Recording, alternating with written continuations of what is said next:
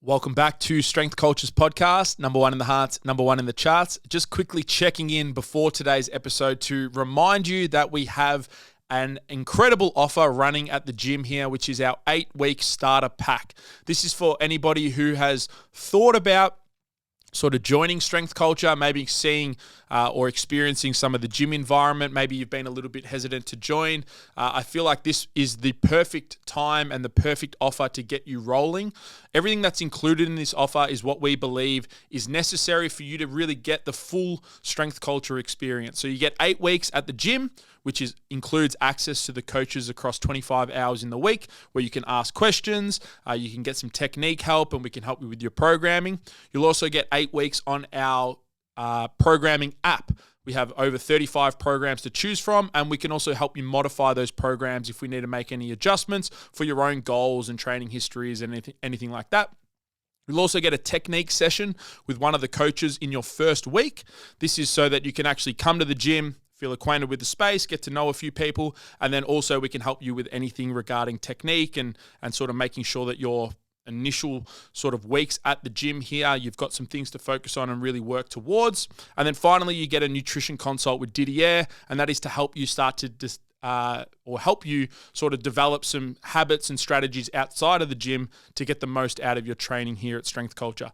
All of this 8-week starter pack is just $199. Spaces are very limited because we don't like to have this gym too busy. So if you're interested, if you're in the area and you want to come down or you want to have a chat, simply DM the page and we can have a little bit of a conversation. If you even want to come down for a free casual beforehand, we do believe that this offer really does show you everything that we have to offer here at Strength Culture. So it will be the first link down below. Please check that out if you're keen.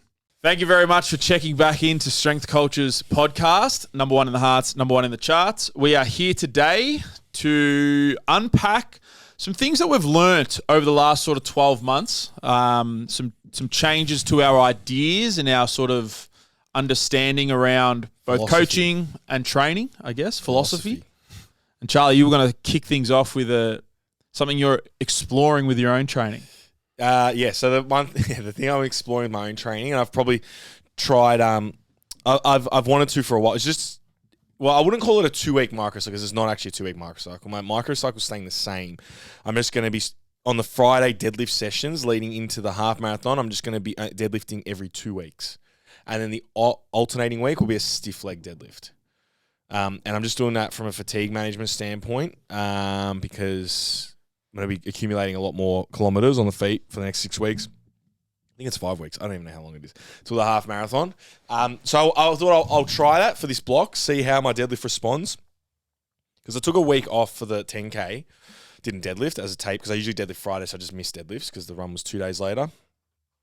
And came back on this Friday, deadlifted 250 for 4, which is the heaviest I've actually sumo deadlifted since before nationals. So I was like, interesting.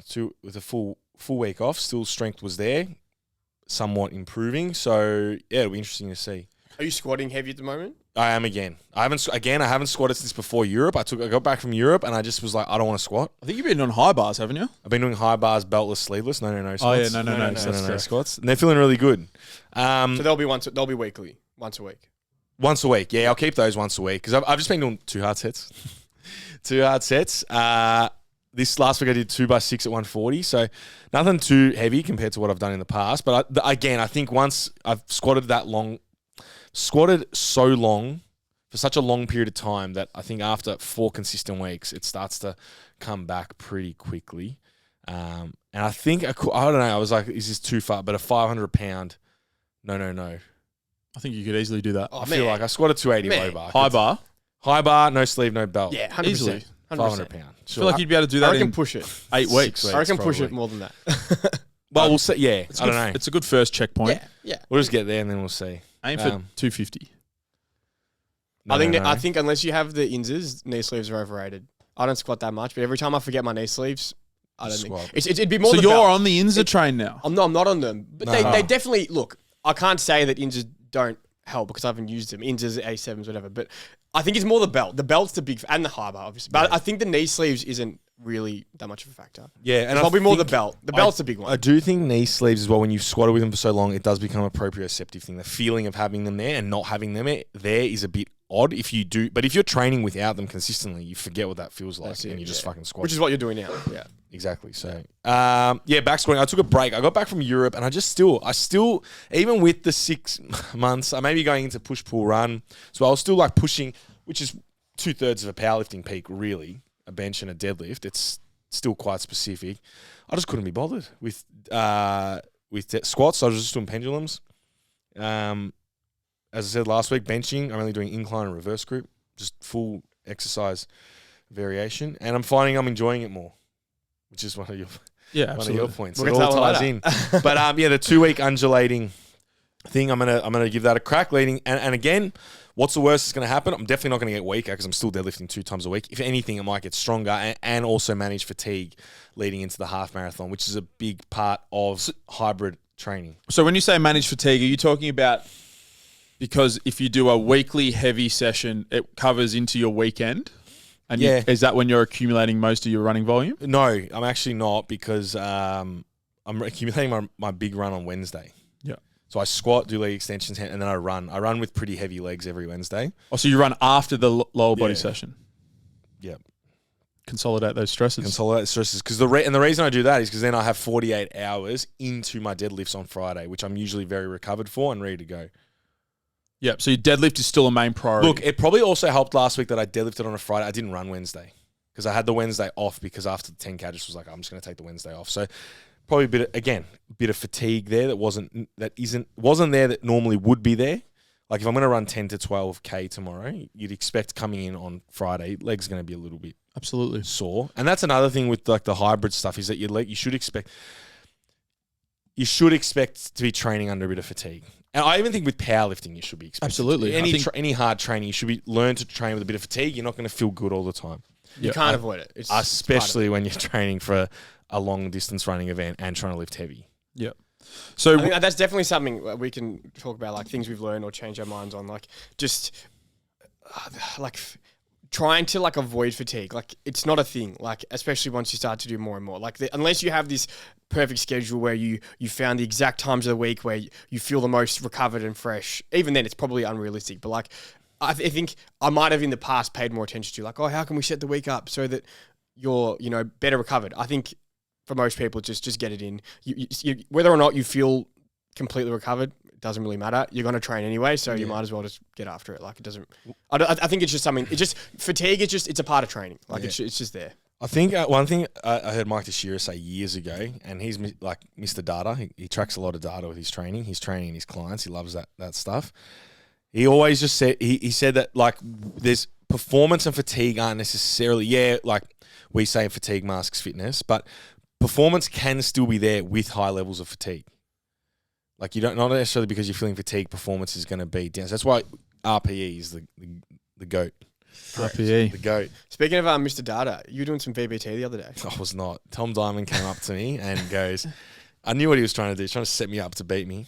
What happened? He pulled the 140 and he's like, pull it. See how fast you go. See if you can beat me. And I was like, all right. So I did. Deuce had 120 loaded on the bar. So I pulled that as a 3 reps, just a quick warm up, tension out the nervous system. And then I pulled it. And he's like, I beat you. And I was like, looking at the thing, I was like, no, you didn't. I go, in VBT, I go, the far. So he had 0.52 meters per second. Mine was 0.57. I go, no, the lower the number, the slower you're moving. Yeah. I go, I beat you. You want it the other way. Yeah. So I beat him. You beat him. 0.57 meters per second at 140. He's like, I've heard you're a slow lifter. I go, yeah. Yeah, but the thing with powerlifting is it's not meant to be fast. There's actually, when it comes to powerlifting, there's only one stat that matters, and that's absolute load on the bar. That's it. Doesn't matter if you move it slow or fast. That's it. You're not sprinting. You got to be fast. Yeah, you have to be. So, throwing a med ball. I want to come back to your microcycle discussion though. So you're still pushing every second week your sumo deadlift pretty hard. Yeah, like you're not holding it back at all. Like you're going. No, very hard. I did this week. I was meant to do. I had my client Nick Barretto was with me deadlifting because we're working on some technical stuff with him because he's transitioning to sumos, and I said I'm going to do 250 for a double, and then I did, and I was doing it, and I did for 4. He goes, didn't you say you're going to do it for a double? I was like, what a regulation, man. No, I was just feeling good. And I was like, well, I can't be bothered loading up more weight. I'm just going to do this. I'll just do it for 4 reps. And again, it's in that, it's a strength stimulus. Yeah. So then deloaded to 240, did another 4 reps, and then deloaded to 220 and did another 6 reps. And that was my session. Yeah. So you're going to push 3 hard sets 3 every hard fortnight. sets. Yeah. Is that the setup? Top set and just drop back off? Usually I do a top set with 2 back offs, and I always did that with Bryce, and it just used to work well, and it was 3 sets, and it was just good. I just enjoyed that. Yeah, it'll be something like that. The dropping from 240 to 220, maybe not every week. Maybe I'll just do 2 straight sets of the same way, but again, 3 hard sets. As long as you get to 3 hard sets. And your long-term goal with all of this, so you're running the half marathon, but you said you wanted to pull 320. I got to pull 3. Well, 317 and a half is 700 pounds. The 320 is better than because I feel like on your resume, 320 though. We're in Australia. We're in Australia. We don't. Yeah, it's about kilos. On your resume, you want a 320. What you really need is 325 because that's. What's your current max? 310. 310. But I've done 310 for a double on a stiff bar with straps. So are you going to pull it on Texas? Nah, I don't like the Texas. No, I want to pull in push pull run. Oh. Well, that's it's something to train for. All right. Yeah. And I don't really give a shit about my bench for push pull run. I'm not going to push my bench if I start getting that shit. Yeah. It just doesn't bother me. I'm like, whatever. I've done 175 before. I'm happy with that. If I don't ever hit another bench PR, I'm fine with that because of my pain. It's not worth it. It's not worth, honestly. And this is where it's like just the importance of things in life. Like for me to be able to sit and watch a movie or read a book comfortably with no neck pain is more important than benching 180. Like it's just the low test. Low test. If I did more tests. No, but I definitely want the 320 dead. You got to do that. Absolutely. 100%. That's wild. At a marathon. And a marathon in the same year. Yeah, like everyone, like it's a bucket list thing. Yeah. I don't know in the same year. Just do one. Yeah. Maybe in the same year. I think you'll. Michael Rakic wants to do the marathon next year. He's like, we'll do it. I'm not sold yet. Yeah. We'll see. See how the half goes. Maybe we'll do another half at Melbourne Marathon next year, and then we can start planning a full. Yeah. Nice. All right. Dids. This one I didn't have planned, but just as you introduced the topic, something that came to mind was learning through like observation of what you're doing with your clients. So I think in the past year, I haven't done much in the way of like intentional reading or continued education, but I do feel like I've learned things. And I think this applies to anyone wherever you're at, just spending some time just observing what you see with your clients, what works, what doesn't work, what works really well. And it's not just going to be programming, it's communication, cueing, all these types of things. Like just actually stopping to pay attention. And regardless of how much extra education you've done or how many people you've coached, if you did that, you'd notice things and then you'd be able to then inform better decisions, whether it's with the same client or taking certain things you've learned with one client and then applying it to other clients or not, because obviously everyone's different and you've got to know the context. But I definitely think that's worthwhile because if you're working with some amount of people, every week you've got X amount of data that you can just pay attention to and learn from. And if you are obviously, being active in the process and not just, here, write your program, see you later in 6 weeks. Like if it's an actual, a proper coaching process, communication back and forth, making changes as necessary, I think there's a lot you can gather from that. And coming back to the whole what's evidence-based, like that, I think if obviously a part of evidence-based, being evidence-based, not that I fucking identify with that, but if you are trying to be evidence-based, obviously experience is part of that, and that is your evidence you can then draw from, and then I guess inform your future decisions. Yeah. Do you have a specific sort of example that pops to mind, or is it just like a process change? I think it's just an overall thing. There'd be plenty of different examples. But I think a lot of it can just come down to even just communication, just different personality types, and because different people need different things, whether it's nudging them in certain directions or how to get the most out of someone. And if you can see some common trends, or conversely, when you see that two people are different, you have to know, all right, this certain approach that I've taken with XYZ person isn't going to be the right approach with someone else. And if you can then obviously tailor it to the individual, you get the best results, I think. Yeah, absolutely. I think that's a big step for any young coach. What the books say and what if you wanted to go down the research side, like what the research says, sometimes just doesn't actually marry and this actually leads into one of the points that I've got, but sometimes doesn't actually marry into what is productive and actually pushes the training development long term. And then at the end of the day, like, we're all working with humans. Like, that's like, it's not about what the fucking research says. It's about what works for this person right now. As even as much as it differs from the norm or from what you've done before, like, you've just got to be willing to adjust and roll with the punches a little bit. I think, like, with the research for young people listening out there, is the research is it's very hard to find subjects that want to commit 8, 10, 12 weeks of their training to research. So the people that they're getting, are they credible in terms of, like, are they like the people that you're working with? If they're untrained, like, obviously the results of an untrained person, and then you give that same protocol to someone who's trained for 5 years, 10 years, consistently strong and jacked, and is going to be, the results will be completely different. Because arguably, like, for a novice, complete beginner, you can throw shit at a wall and you get a nice painting. Like, you're going to... I've never heard that one. No, Painting. I made that up. Picasso. But no, you could give a novice virtually anything and they're probably going to get better. Yeah. Like, so just something to take into note. Like, because that was something that I changed my mind on and maybe it was because when we came up through 2014, 15, 16, it was very evident. That was the evidence-based era. Everything was evidence-based. Everything. Have you got your study? I remember every comment thread would be like, have you got a study to back, like, everything, just constantly. It was just like, there's still a big part of the fitness world. Is it still going? I think it's still there if you look in the right places. Or the maybe wrong we're places. just spending too much time with Angus Bradley. Worldview. It's all about worldview these days. No, because I would be scared. And this science, like, the evidence-based thing killed my creativity, I felt. I was too scared to use anything that wasn't backed by science. Yeah. And then realizing it doesn't. And then I think is that more so publicly or like you just publicly like own content head, creation, like, or like like too scared to talk about something that wasn't backed by science because like I was gonna say, I think what that did and probably still does to a lot of people, what that looks like in real life is there's these big names that you know are trusted as being evidence-based, and if there's something that they talk about or they push, you're in a safe zone. Like, if they've said it, then you're good. Whereas if they have bad-mouthed it or they maybe have disagreed with it or they haven't talked about a certain idea or whatever it is, then you're like, oh, well, that's not evidence-based. Because realistically, most of us aren't here actually looking at the evidence. We just rely on, or we did, or still do, depending on who you are. You rely on these big names in the industry that are renowned for being well-read. They have their research reviews or whatever it is. And it's like, oh, if they said it, then that's cool. But if they didn't say it, it's like, oh, well, then we're now moving outside of the realm of what's evidence-based. Because most people aren't directly engaging with the evidence themselves. It's just, you have those big names. The big names.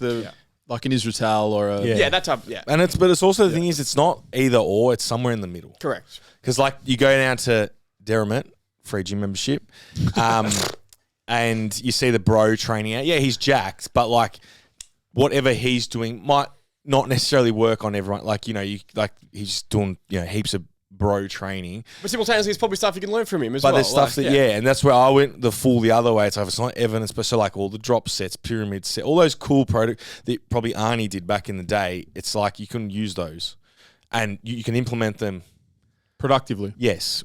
And in a good, well-structured program. And it makes it fun as well, because a big part of, like, and this, like, they obviously use 3x10, 3x12 because it's easy to track in research. Well, this is the whole double progression the double progression sort of trap that you can fall into is that all of your training just becomes 3x8, 3x9, 3x10, increased load, 3x8, 3x9, 3x10. For robots, it works, but for a lot of other people, like the enjoyment. Yeah, so just like even just at the last sec, rest for 20 seconds and do an AMRAP, or drop 10% and do an AMRAP. And just or do a density set or whatever it is. Yeah, Myo reps, Joker sets. I want to go heavier. Joker sets. Yeah, so you go heavier after you do your 10s, 12s, 15s, and then you go heavier and you do like 5s. Oh, really? 5s, yeah. Crazy. It all works. Something I've been giving people is like just pyramids, like 15, 12, 8, 5. Just mix it up. Like, obviously the double progression of 3x, like, it works. Well, obviously, like there's reasons it works. It's a good way of blending strength and hypertrophy. That's it. You get at the high reps, get the mid reps. You can do like a pyramid of 4, 6, 10, 12 or something. So then you get into two strength sort of sets in, and then 2 like more hypertrophy focused sets. Yeah. But you can't train one without the other. No. Correct. No, you obviously can. That's another. Actually, you know what? That's another thing that we can have changed our mind on. I've changed my mind. Well, more so not. Yeah, I have definitely switched more across. Is that you can train multiple qualities at once. Probably should be training multiple qualities all throughout the year. It's just dialing them up in certain phases of training. More so when you're going into peak performance. You can train strength, hypertrophy, fitness.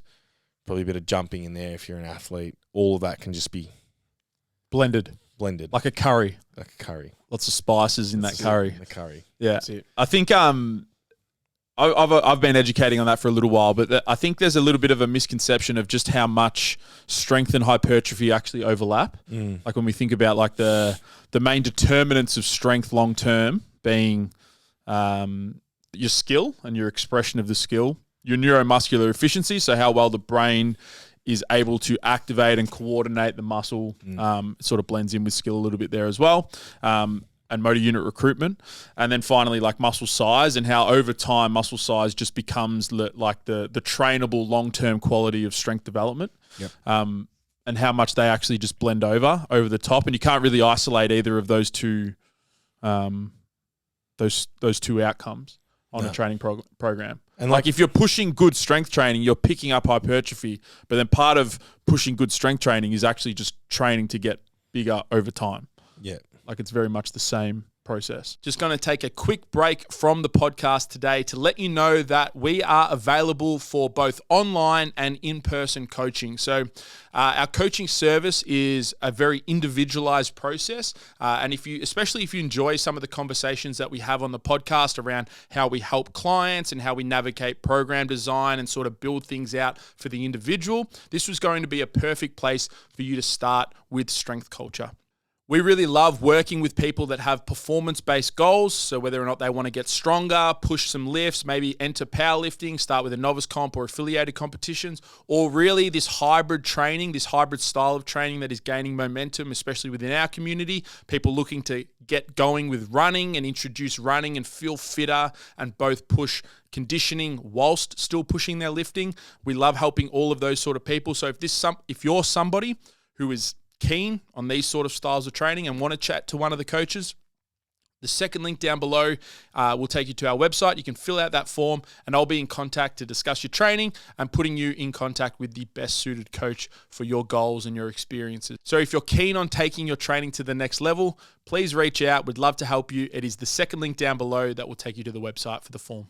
I definitely thought early on they were like two different things. I was like, oh, it's either one or the other, and it's like an intentional decision to move away from one to the other. But like, you're doing both always, all the time. Like, yeah, and you should be, be exploring opportunities that give you you should be exploring ways within your training and your program structure to give you that intensity within your training. So like all those intensification methods. Yeah.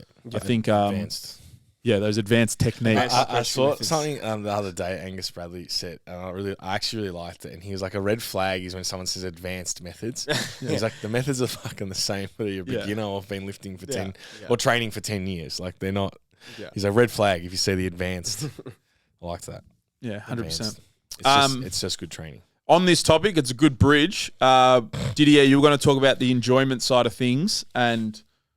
For sure. So I think, once again, like thinking back, I used to think that like enjoyment sat on one end and results or being optimal or just, performance sat on another end. And I thought, the more we go away from enjoyment, we're just training for the sake of enjoyment. And as a result, we're sacrificing results. But then obviously you train some strong people, you help people get strong, and you notice that for most people, obviously some people are happy just to like throw whatever you give at them and they'll just crunch it and get stronger. But for a lot of people, probably more people than not, enjoyment's a massive factor of it. And if anyone is ever going to get to the point where they push that level of performance, they need to be enjoying what they're doing. And I think, like, once again, like I would have thought, it's all right if they enjoy it, that'll keep them training. But really, it would have been better if they did things, the right way or like the best way. But I just don't think that's it. I just really think that the things that gets people results is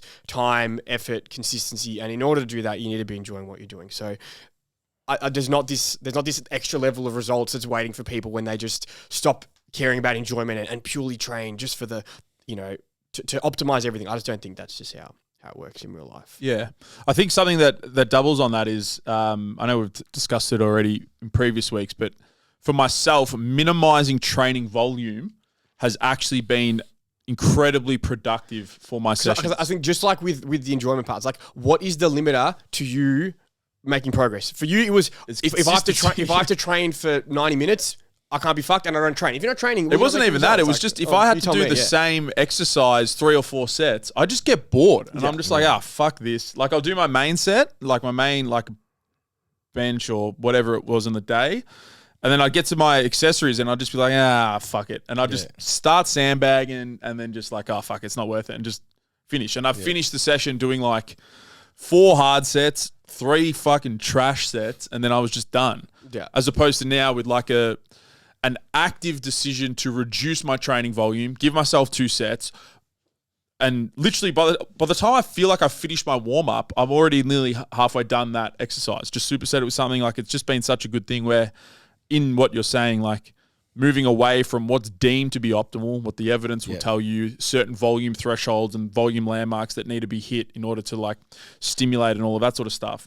If that's making training shit, not enjoying it, non-intent, and then, it's not worth pursuing that. For sure. And it's funny because one of my clients downstairs before just asked me like, oh, like what are some lifetime numbers like you want to hit? Which obviously is a common question people ask. But I literally said to him, like, my goal is just to keep lifting because I know that if I keep lifting, whatever I end up hitting, whenever that may be, I'll be happy with. Like, and if you look at the people who are really, really strong, 9 times out of 10, they've just been doing it a really long time. So if you do the things that allow you to keep training, which obviously a big part of that's going to be enjoyment, you're going to still train, you're going to see progress. Like you don't see progress when you fall off the wagon, you stop training, you miss sessions. Like most of that stems from just not enjoying what you're doing. And it's funny, what you were saying before about like the whole, you start to half-ass it when you have too many sets. I think that's where some of these like advanced techniques, like in inverted commas, can be good. Like if you give someone a density set, it'd be very hard for them not to finish that 10 or 12 minutes and not have hit some challenging reps. You can give someone,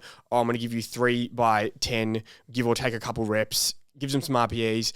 They might get some challenging working, but if I say take a 15 RM and do as many reps as you can in 10 minutes, no matter what, in that 10 minutes, they will have done challenging work. It's almost impossible to not get a hard stimulus. It's definitely possible to do your 3x10s and fluff around and not actually get hard training in, despite the fact that you're resting 4 minutes, whatever. Like, so there's little things like that. You almost like trick the person into working harder than they might otherwise, which is necessary. Yeah, finding productive ways to build intensity into a program. Yeah. And sometimes that is the trade-off is actually just doing less. So you have to do more with the amount that you're doing. I think sometimes as well is like, as much as we generally don't like prescribe loads in the program per se, there's not a program where it says you're hitting this weight for pretty much most of the time. But that doesn't mean we can't on the fly, like literally just tell people weights they need to hit. Like as much as, RPE, gauge on the day, I can just tell someone, next week, do the 40 kilo dumbbells, like just straight out. And that often is that little nudge they need to take that step up and get out of the rut they're in where they just feel like they're turning their circles. Because I want them to use RPA, I want them to build that decision making for themselves. But if they're just limiting themselves, sometimes just being a bit more, I guess, specific from the coaching standpoint. Like, no, you're doing these next week. Unless something comes up, like if you feel fine, go the 40s or whatever it might be. Like it's just that little nudge they need instead of just purely leaving it up to RPE and decision making. Like we want them to train hard. If that's what it takes. I think that's blending in those top down and bottoms up sort of strategies. Some constraints on people's programs. Yeah. And I think over time, just us as coaches, we've realized that if it's too bottoms up, if it's too doesn't work for everyone. Reactive and all of that, people actually start to get lost in that in that process. But it's not like all it takes to be a bit more top down is putting in like a peaking day or a testing day and giving them a sort of general. This is where we're working towards. And or like an end of block goal or something. Yeah. The end of block goals is the big one, which I sometimes. I forget to educate my clients on the importance of that, and something I did with Riley last week was set the end like all right, if you're doing 5s, have a goal for your 5s, because it's very easy for people to have goals for their 1RMs, and this was something that I used to do all the time when Bryce would send me my program. Is I'd look at what rep range we're doing and I'd set a goal. I'm like, I want to hit that by the end of the block, and sometimes you get there, sometimes you don't, sometimes you exceed it. But having that vision, that goal, then you can sort of plan a structure. Because even though you're using RPE, you can still have a structure of, all right, well, I'll start roughly here in week 1, and then I can add and build from there. Yeah, well, I think something that you've always spoken about with RPE is that you shouldn't go into the session without a focus. No, this like even today, with my squats, like last week I did 140 for 2x6. Like I know 140 is getting loaded on the bar, but I'll probably leave the rep range a bit open. And if you know what, if the first rep feels really good, I'll go heavier. But there's already a rough goal there with what I will squat, and then we'll adjust accordingly if I want to. Yeah, I think it's a big thing. Yeah, a little bit of top down, blend it in, blend in some constraints into your. So I think that's personally, I think top down works. Top down works well when it's done on the fly, not done. You can have your goals of like, we want to hit this, but like literally week to week, like next week we're doing this. Like just making those changes of like being a bit more. Obviously, that in itself doesn't become top down because it is reactive, but the crux of it is being more specific with what we're trying to get after, not just completely leaving it up to auto regulation and how I feel. Like building that into the going in with process. intent. With intent, entering the session with some intent, or the training week with like intentions that you're going to try and hit or execute on. Yeah, because like I've even had some clients like specifically ask me like, what are your goals for me in the next week? And some people just do enjoy that. Like, I think it is more like mental than anything. Just them coming into sessions with a bit more of a focus. Like, obviously they got the program, but if they know the main things that you want out of them that week, I think that definitely helps as a bit of a guider coming to a bit of a week. nudge. Absolutely. Charles, last Friday you took the CDP group for the last session. I did. I thought you did really well, man. I thought it was a new teaching style. Yeah, no slides. I just made some dot points before, and then I was like, "Oh, that actually worked." I actually learnt shit a year ago when I spent. So when I got into the hype, well, I think it's funny. You don't realize how much you know on a certain topic until you start talking. So you start getting questions on it, and and it starts coming out. And even afterwards, Marlon asked me a question, and I was like, "Fuck!" The answer came to me like 2 hours later. I was like, "I reckon that's." I obviously went hard on learning the hybrid stuff when I wanted to start applying it to my training, and I just read a lot, learnt a lot. And then, took them last week for that. And they were all very interested, which was good. But I think in that room, like Chan has done a marathon. Yeah. And then he was also... So is Marlon. Marlon's done a marathon. Yep. They also lift weights. So Chan was down there deadlifting after. Zoe, I think she's mostly powerlifting, but she spoke to her in the gym and she's like, I just enjoy training. So I think she would have got a lot out of it too, because I reckon at some point in her life she'll probably venture into... Endeavour into some hybrid. The thing is, and I'm realizing these moments, going for 1 or 2 runs a week doesn't even become hybrid. I think like you're doing 2 runs a week. Yeah, most people should be out. I think most people, if they start to train their run, they should be able to comfortably run. Maybe not comfortably, but run a 5K and still very much progress their lifting. It's not that hard. I think it definitely becomes a little bit more hybrid-y when you start going, all right, we're going to do 10Ks and half marathon. And then you're like, actually, all right, how are we going to manage the training week to push these 2 things? But I think most people, as a blank canvas, if they're coming from a bit of a lifting background, should be able to run once to twice a week and build to a 5K. I think it becomes hybrid when there's like very specific or big goals on both sides. Like for me, I want to get better at running, but it's just on the back burner. I'm just going to let it take care of itself. Yeah, like once a week. I lift weights, that's my priority. And then I'm just running. Running once a week. Yeah, which for some people might be reversed. They really push their running and then they just lift to lift. Like look at the strongmen. The strongmen are huge and they are all very, very fit, conditioned, like 100%, aerobically fit. And I really think that somewhere along the lines of the fitness industry, we got these hyper-specific ideas about especially powerlifting and bodybuilding. The optimization. And they got washed down into everyone. And there's still a massive hangover of that. Yes. Sure. Trying to... Like even with the bodybuilding stuff we've spoken about before, like the macro tracking and like I still, and this happens less and less, and hopefully it's a good thing. People used to come up to me at like a party and you'd be eating cake, like, oh, you shouldn't be eating that. What the fuck not shouldn't I be eating this? Or because I'm a trainer and I train. So we eat just as much like of that junk or those enjoyable foods as much as anyone else. What do you call them, Discretionary. You could call them discretionary, call them indulgences. There's different ways to package them. Look, junk's just got a negative connotation. We like positive connotations around food. Yeah, but that's what they're coming at. They're seeing you. They see it as junk. They don't see it as an indulgence. Yeah, and I'm like, man, Jesus Christ. Yeah. Anyway, so those hyper specific views from that world. Because I definitely got washed up with that powerlifting. I was like, I can't run. I'm too heavy to run. And then it was Dan downstairs that said like, nah, because there's like the rugby players are 110, 120 kilos, strong men as well. They all run. They're all fit. It's definitely, I think it's definitely exposure. Because like, let's say a few years ago when I'm sure there was people here that ran like, but generally of the lifters here, probably not many of like the lifters, power lifters were running. So you come into this place, like everyone lifts weights here. That's just how it is. Whereas if someone was to come into our gym now, they see XYZ person who is strong and also runs, that straight away their mind would start to create the association of like, oh yeah, you can be strong and run. Whereas if you have never seen that or you've never been exposed to that, you think, oh, people who are strong, they just don't do that. And that then almost like sets your trajectory of what you think you can or can't do or what you want to do, because it's just the influence you have around you. And you definitely can do it. Oh, for sure. It's just most people that probably lift weights have no interest in running. And that's fine. There's nothing wrong with that. But it's if you want to do it. It's the worst thing that I think is that people would think that they can't, and it's going to limit their ability to see progress. I don't want anyone to feel that. If you don't want to run, don't run. But like, don't think that it's gonna fucking stop you from getting stronger. Like that's the thing. It's not. Yeah. Have any of your ideas around the practical side of getting people into it changed? With less importance on the calf work, I think like we said, you keep your calf work in there, do your few sets of calf raises, and look, maybe some basic plyos, some ankle jumps. I just find it so people just don't do the plyos. Yeah. They just don't do them.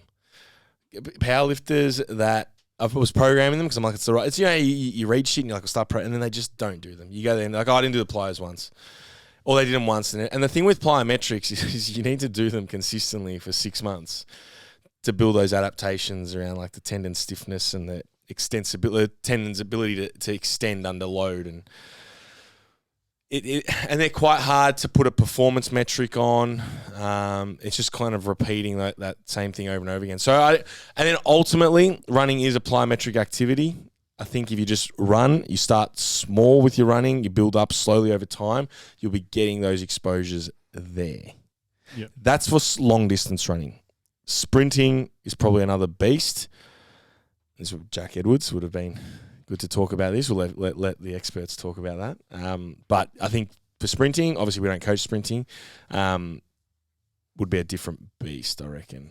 Maybe. I don't know. I think you're asking more of the body. But yeah. I'd assume, like with anything, if you manage your loads, build up gradually, you'll have the tolerance. But it's just you're playing a different game than going for. But yeah, you're right. With sprinting, potentially you could probably just start sprinting, just do a little less to start and gradually build up, and that's your plyometric work. The old load management. That's it. Well, that's your those ground contacts are the plyometric work. And the thing again with then sprinting and running is you can put an objective and this is what I found hard with like following the McInnes Watsons. I did the jumping for there's no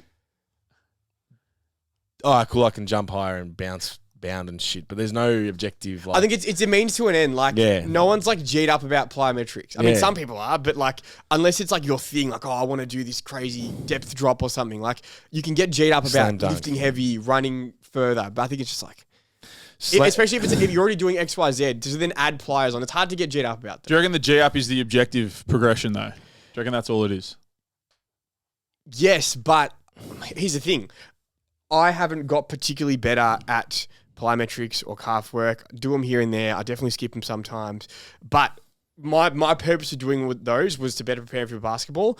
I haven't really gotten better at those things, but I'm coping at basketball because with time, I think I only play once a week. That's enough for my body to build up the necessary adaptations to get through a game of basketball. Yeah, maybe if I did them a bit more, I'd elevate that more. But I think just like with anything, with playing over time, I'm getting where I want to be. You know what I mean? There's nothing.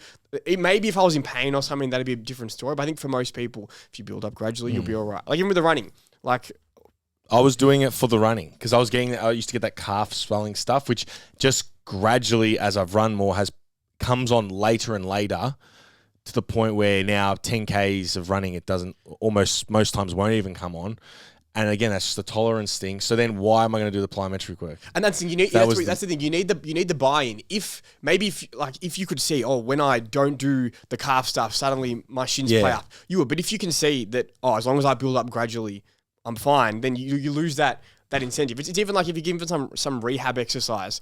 Not to say that they're bad, but if you're given a rehab exercise for a certain issue, if that issue goes away, suddenly the motivation to do that rehab exercise is gone. Because why are you doing it? You're doing it because it was helping you achieve X, Y, Z. I think that's the realm it lies in. You're doing it because you have to. No one's like, I just love to do some fucking pogo. I found that. No, I found that with the plyometric stuff. I just find it really boring. Yeah. I'm like, it's just so boring for me. Yeah. Like McInnes Watson loves it. He loves it. He loves it. And he makes it also look effortless. That guy and is easy. springy. If you watch, and this is the thing, you watch him do it, you're like, it's easy. It's not. It's not. The way he bounds. And look, again, I think maybe track guys, like I know triple jumpers, all that, they need to do that shit. That's probably directly will transfer over to their sport. For me, with my goals of lifting some heavy shit and trying to run long distances, there probably is no direct carryover that's going to be like, that's going to make me better. Yeah. Oh, yeah, nah. Yeah. I think just run more. For me, manage your running loads run more, better. but not too much. Running too more is going to help me getting. Yeah, that'll be the. Yeah. That's it. As a case study from both of you boys, something that's quite often said is that when you get fitter, you can recover better within training. Do you 100%. think that's actually true? 100%. And this is, I've always there was a good period before actually starting running. I'm like, I'll give some clients some couple of sessions on the air bike because I know it'll help them be fitter. Whether or not some people do, some people don't. I've had so many periods like, I'm going to do a couple sessions on the air bike a week. I never did it for an extended period of time, mainly because it's boring. And then now that I've actually consistently done it, I'm like, okay, now I see. Like, I always knew, you get fitter, you recover better between sets. But like, okay, now I actually see it. Like, I don't have to rest as long. Like, looking back now, I'm like, far out. Like, the amount I'd rest between a hard set of squats. So now it's like, it's cool. If I want to rest a bit more, I can. But if 4 or 5 minutes have gone, I can hit another hard set. I don't need to be like... The dreaded 10 minutes. Literally, the dreaded 10 minutes. Like, and then... 3-hour sessions. Literally. Like, it's... I think if... Like, people might hear me saying this now. I'm like, that'd sound cool. But I think when you actually go through and you actually feel the difference of what it makes your training, you get that buy-in of like, okay, it's worthwhile. The problem is, I think you need to find a form of cardio that's enjoyable so you actually do it. Because most people just aren't going to do... The air bike sucks. The air bike consistently. Like, there's some people, I give it to you, they do it. But I think it's common, most people just don't do it. So that's where running... Definitely, the air bike's got a use. cap on it. For 20 minutes, it's good. Stationary. And then, I think if you can Netflix or something, I've never done that, but I can see that being watch an episode of Friends. I just wouldn't do it. I'd just turn the fucking Netflix on and just sit down. I just would stop riding the bike. That's what Andy K used to do. He'd spend like 40 minutes on Netflix, and he'd spend some time on the air bike. That's one of the few people I've seen consistently do it. But just consistently do it. Are we good now? We're good. Yeah. So I think that's the problem. It helps, but you need to find a way that's enjoyable. It's boring. I think for most people, running is going to be more enjoyable than sitting on a stationary bike. The way I look at running as well is like, well, and this is coming from my perspective, it's performance. For me, very performance driven. We're training to, like I was training to run a sub 1 hour 10K, now training to complete a half marathon. Sometimes with doing, and this is doing cardio to improve lifting, it is similar to the plyometric stuff. It's a means to an end, and there's no buying. There's no objective. There's no like just sitting on the air bike for 30 minutes once a week, twice a week. Like, it can be very like easily like, I'll just leave that. I can't be bothered with that. So the running helped with that massively, but then running also, you can go outside, you can go to different locations. Do it with other people. Yeah. Heavy run club. There's all these. It's enjoyable from that aspect. And I think as well, like... Still gets boring. It's like anything can be boring, 100%. But you get your tolerance to it gets better. Maybe I'm just getting used to those longer runs. And it's a potentially boring activity that you can do outside with other people versus the air bike that you're sitting there. And I think like you put in 6 months into running, it's like, I'm someone who can run now. Whereas you put 6 months into the air bike, like it's like you're not gonna be like, I can do the air bike. Like it's like it's not a thing. Like you don't be like, I'm a runner. Like I'm an air biker. It's not a fucking thing. Like so. Yeah. Nice. So Charles, you've felt that benefit as well. That it helps your recovery in session. Definitely. Yeah. You recover way quicker. You're not gassed after the. So that's not a myth. Nah, definitely not. Definitely not. Well, And what, if we want to talk aerobic energy, if we want to talk like optimal dotting your I's, crossing your T's, if you can get more work in, if you can get your main work done in a shorter period of time, which means you skip exercises less often, you will be a stronger person because you're getting more training. And because it's not always about like, so some people can have you'll still get your main work in. Most people get their main work in. It's just if your main work takes so long to the point where you either half-ass or skip accessory movements, obviously that's a problem. You're not going to be as strong versus if you were more time efficient and actually finished all your sessions all the time. Yeah, finish what was prescribed. Which is a problem, which is a limiter to people getting stronger over time. I like it. Boys, do we have any other things that we've changed or updated our views on? Do you want to talk about the 48-hour rule? Yeah, 48 hours. Well, it's just something that I sort of made up that with the hybrid was the whole fatigue management thing. And I thought the best way to manage your microcycle week for lower body strength training and running was making sure that you run 48 hours before a lower body exposure, at least. Don't run and then the next day try and squat. Probably going to be fucking shit. Yeah. Probably. And you were saying in the... I think... So you can do strength and then run. It's less important. Way less important. Why is that? I think, well, this is purely, again, anecdotal, but we can go the physiology. I think maybe the muscle fiber type. So obviously when you do a heavy strength session. So from a stimulative standpoint, this is my reasoning, is that you can still get a good aerobic stimulus the next day, even with fatigue in your legs. Whereas if you've got fatigue in your legs from lifting, it's going to heavily affect the strength stimulus. If you've got fatigue in your leg from running, and then try and squat or deadlift the next day, it's going to affect your lifting. Yeah, because the lifting intensity is what matters. And then that drops. If you're getting your heart rate to a challenging point, even if you're slower, you're still getting the aerobic stimulus. Yeah. Now, obviously, it's a bit of a balancing act. You don't want, and this is one thing. I'm not going back to your 2 hard sets. I even think 1 hard set sometimes. If you're introducing a new movement, so that you don't have excessive DOMs, and it's like that DOMs we're talking about where you can't like sit down and you can't walk or up or downstairs. I've got them right now. Yeah, imagine trying to run the next day. It's not productive, yeah. You're not going to get... So you need to also manage it from that standpoint too, but then just do 1 hard set of a movement. Of a new movement. Just 1 hard set, and that's it. And then next week add 2, and then go from there, and then build up to 3. Purposely make a new exercise... be completed with lower volume or lower intensity, and then build that up over a few weeks. When we say fatigue management, that is a strategy of managing fatigue. Yeah. 1 hard set and build in. So yeah, I think, well, I say this because I have done, every Tuesday I do my lower body, my squatting variation, leg extensions, hamstring curls, and a single leg variation, and then I run the next day. And I've done that literally for the last fucking 6 months or whatever. Leading into, and I'll do that again into the half marathon prep. So anecdotally, I'm still getting a good aerobic stimulus. That's why I think what we said. Whereas if I tried to do it the other way, I did the long slow run today and then come in and do I reckon I'd be cooked. Yeah, your strength. It makes a lot of sense. My squats would be dog shit tomorrow. Yeah, your strength session is hindered significantly more from the fatigue. That's the 48-hour rule. So then, as I said, Wednesday long slow run. I'm not doing deadlifts till Friday. 48 hours. Yeah, that's my rough rule. Every 2 weeks. And then adjust things with a small amount of novel activity so you don't get that excessive because DOMS is a killer. Yeah. It's shit, it's not enjoyable, and it's going to affect pushing your aerobic work and it's just shit. It's shit anyway. Even if you got someone that's not a hybrid person, and they're just, you don't want to give people DOMs. That's how you build, and that's why people have so many people have such negative relationships with either the gym or even running because their experience with it is like that. For running, most people's experience is being forced to run at school for a distance they're not prepared for.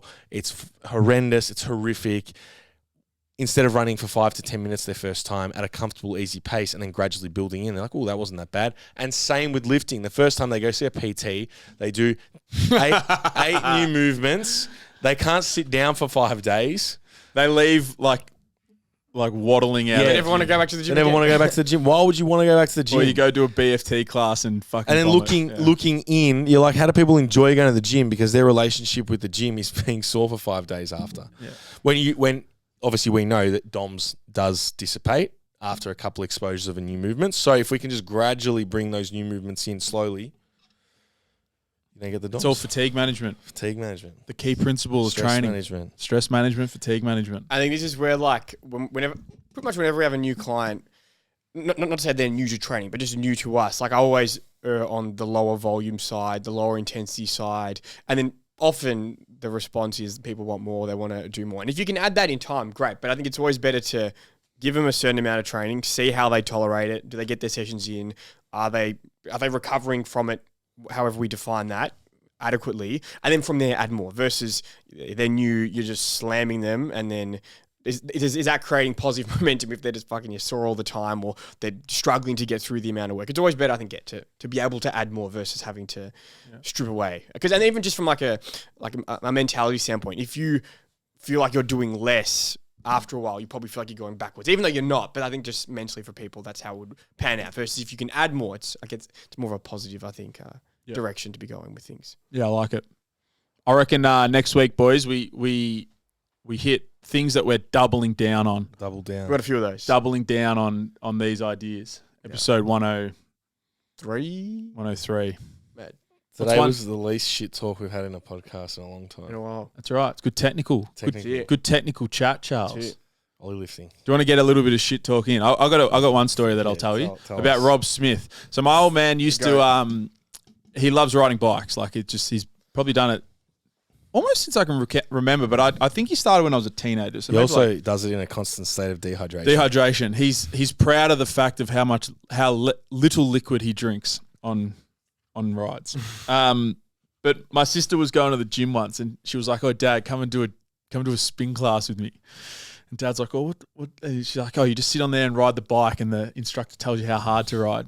He's like, "All right." So he brings his shoes, and he just sits in the back of the spin class, and he was just trying to get as far on the bike as possible, and he was just like hammering the bike the whole time. And apparently Nicole was like sitting next to him and was like embarrassed by him because he was just like hammering the spin bike in the middle of the class. Oh my God. And then the instructor was like telling him to like slow down and shit. Dad was just like fucking fanging it in the back of the class. Oh and then Nicole's like, "I'm never fucking going back to that gym again." Like first experience at a spin class or whatever. But yeah. Rob Smith. Because they're probably like, "Oh, go slower, go faster." He's like, "Nah, I'm just going fast the whole time. I'm just going to hammer this fucking bike." And he like finished it. And he was like, "Why was she telling me to slow down and shit?" Like, fucking hell. I never thought about it as your first exposure to running is probably at school, and you probably hated it. School. That just like triggered something in my head. Even not like triggered me, but like footy, it was like that it triggers me. I in. used to come third last at cross country. I was terrible. I would just drag my feet. You're a sprinter, dude. You're a power athlete. Even probably as an adult, someone who has like not even run it for a long time, they're 30 and they get back into it and they go, "I'm going to go run a 5K." If I went and ran a 5K the first time I went to run, I would be dead at the end of it. Like the first run I did was like literally it was like 30 on or something. Yeah, something like that. Some couch to 5K. That's why those couch to 5Ks are like such good programs. And I think it's an eye opener for people. Like when they're like, I'm thinking about maybe running. Should I? It'd be really hard. You just have to tell them like just go really easy. Like I'm like my first run was like 10 minutes, 15 minutes. Like you're gonna feel alright if you do that. Like you're gonna feel the best, but you're not gonna feel ruined by going it so easy to start with. Like that's it. Small. Start small. Start small. All right, we'll wrap it up here. If you're interested in coaching with the boys, you can reach out to them on Instagram, or the first link in the bio or the description down below is a coaching intake form. Fill that out. I'll get in contact. We can chat about your goals. Also, we have the 8-week starter pack here at Strength Culture, $199, 8 weeks of gym access and access to the coaches on the floor, 8 weeks of programming access on our training app, a technique session with one of the boys, and also a nutrition consult with Didier to help set some lifestyle and some habits outside of the gym. All of that for $199. There's limited spaces, so if you are interested in sort of getting started with us at Strength Culture, it's probably the best offer that we've ever put out there. So please check that out. That will be the second link down below.